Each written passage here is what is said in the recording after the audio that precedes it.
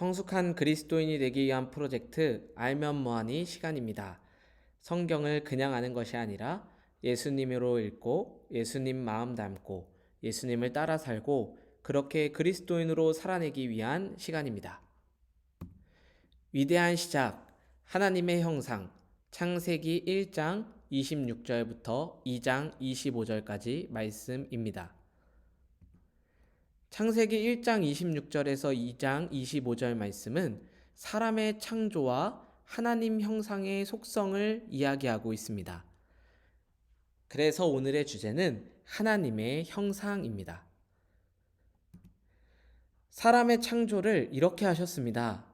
하나님이 자기 형상, 곧 하나님의 형상대로 사람을 창조하시되 남자와 여자를 창조하시고, 그리고 하나님께서는 사람을 지으심을 통해서 하나님의 형상을 드러내도록 하셨습니다. 하나님의 형상을 어떻게 드러낼 수 있을까요? 첫 번째, 행위. 우리가 살아가는 태도를 통해 하나님 형상이 드러날 수 있습니다.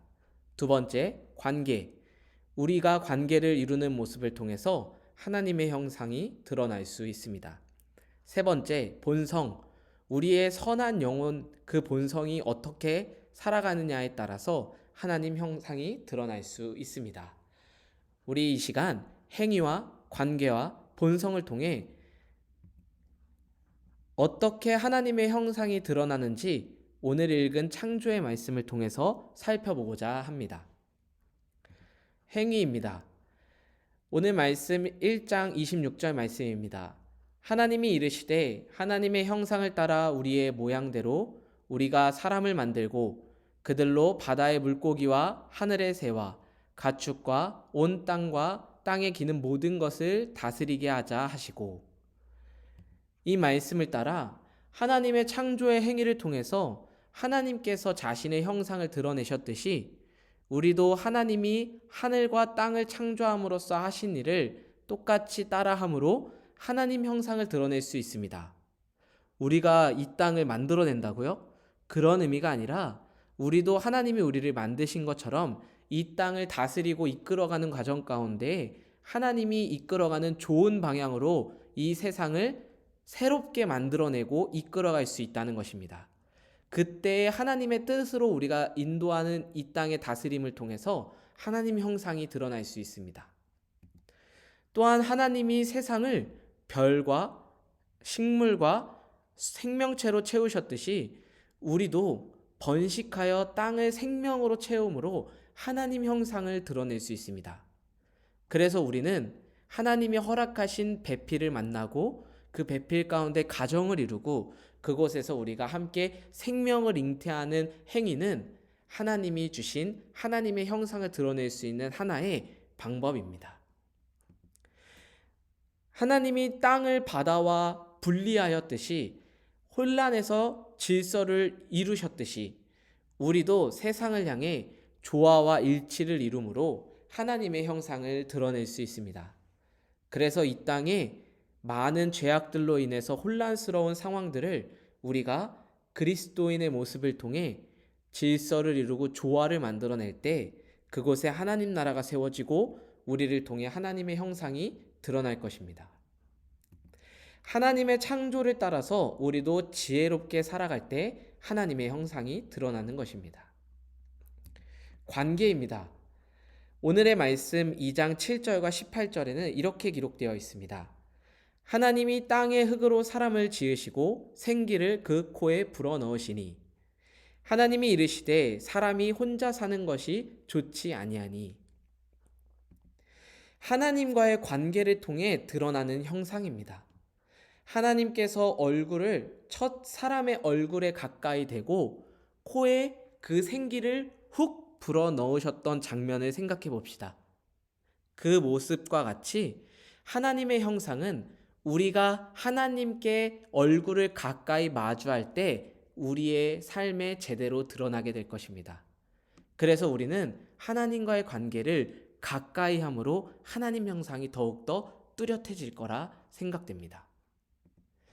또한 이웃과의 관계를 통해서 하나님의 형상이 드러납니다.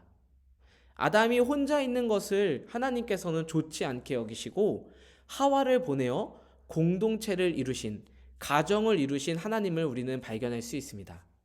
이처럼 하나님의 형상은 하나님이 허락하신 공동체, 하나님이 허락하신 가정, 그런 다양한 친구와의 관계, 이런 이웃과 사람들 사이에서의 관계를 통해서 가장 잘 드러납니다. 그러므로 우리는 이웃과의 사랑하는 관계를 통해 하나님의 형상을 드러낼 수 있어야 합니다. 하나님의 창조를 따라서 하나님을 사랑하고 이웃을 사랑하는 관계로 살아갈 때 하나님 형상이 드러납니다. 세 번째, 본성입니다. 2장 3절과 2장 17절에 이렇게 기록되어 있습니다.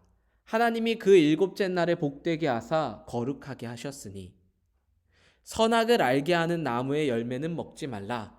내가 먹는 날에는 반드시 죽으리라.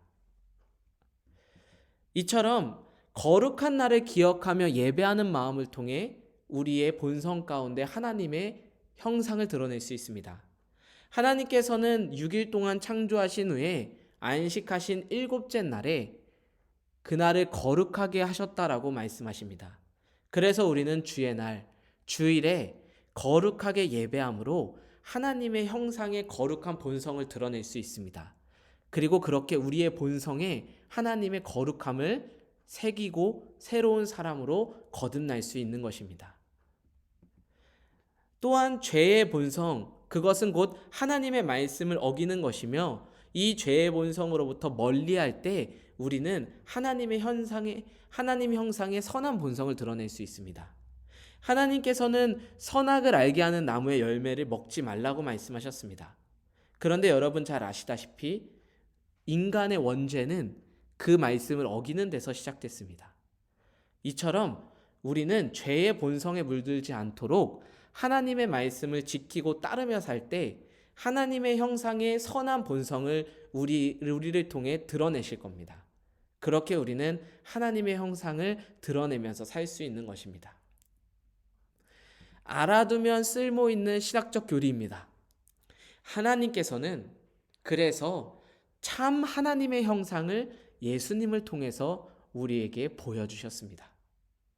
여러분, 이렇게 이야기하면 하나님의 형상대로 산다는 게 굉장히 어려울 것 같지만 사실 예수님이 이 땅에 살아내셨던 그 모습을 통해 우리는 하나님의 형상을 더욱더 뚜렷하고 구체적으로 드러내며 살 수 있습니다. 요한복음 14장 16절의 말씀은 이렇게 기록되어 있습니다. 예수께서 이르시되 내가 곧 길이요 진리요 생명이니 나로 말미암지 않고는 아버지께로 올 자가 없느니라. 우리는 예수님을 통해 하나님께로 향하는 길을 걸을 수 있고 하나님의 진리를 찾게 될 수 있고 진정한 생명을 구할 수 있습니다. 그렇게 하나님께 나아가며 하나님께 나아갈 때 하나님의 형상이 나타날 것입니다. 그래서 예수님의 마음을 이렇게 닮아 봅시다. 하나님의 형상대로 지음받은 우리는 참 하나님의 형상인 예수님의 삶을 따라 배우며 살아갈 때 하나님의 형상을 온전히 드러낼 수 있습니다. 그 삶을 따라 살기 위해 예수님의 마음을 닮아갑시다. 그렇게 예수님의 마음을 닮아가기 위해 우리 말씀을 더욱더 가까이 하고 예수님의 마음이 어떠했는지 말씀을 통해 배우는 시간들로 우리의 인생을 채워나갑시다. 예수님 따라 살기 오늘의 결단입니다. 결론입니다. 하나님의 창조와 예수 그리스도의 삶을 따라 살 때 하나님의 형상이 우리에게서 드러날 것입니다. 하나님의 형상을 드러내며 이 땅에 하나님 나라를 이루는 그리스도인이 되시기를 간절히 축복합니다.